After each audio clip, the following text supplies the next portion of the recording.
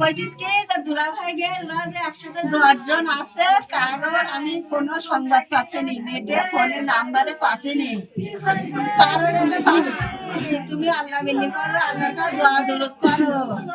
আর আমি ওই দূরের জায়গায় যাচ্ছি, যাই দেখতেছি কি এসে দেখে পুকুর জায়গা সব পরিষ্কার, কিচ্ছু নেই, পুরি সব ছাই হয়ে গেছে। আমার কইতেছে কি এই জায়গায় কিচ্ছু নেই, পুরি সব ছাই। আমি হাসপাতালে যাচ্ছি যে তুমি পাসপোর্টের ছবি দাও, পাসপোর্টের ছবি, কপির ছবি দাও, ভিসার ছবি টবি সব দাও। আমি হাসপাতালে যাচ্ছি, কে দেখে হাসপাতালে তার মৃত্যু দেহ আর ওষুধ আসেছি নাকি।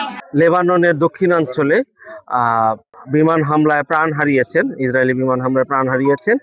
তো এর মধ্যে একজন আমাদের সাতক্ষীরা সদর নিবাসী শফিকুল ইসলাম, তার বাসভবনে বর্তমানে আমরা অবস্থান করছি। খুবই হৃদয় বিদারক পরিবেশ এখানে। আমরা যেটা দেখতে পেলাম যে বলতে গেলে তিনিই ছিলেন তার পরিবারের একমাত্র সম্বল। তো সেক্ষেত্রে আমি জেলা প্রশাসন, উপজেলা প্রশাসন সর্বোচ্চ যতটা সাহায্য তাদেরকে করতে পারে তা করবে।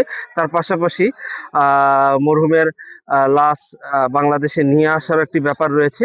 তো সেই বিষয়ে আমরা এখনই তাদের মাধ্যমে আমরা প্রবাসী কল্যাণ ও বৈদেশিক কর্মসংস্থান মন্ত্রণালয়ের সম্মানিত সচিব স্যার বরাবর আমরা আবেদন করাচ্ছি যথাযথ মাধ্যমের মধ্য দিয়ে।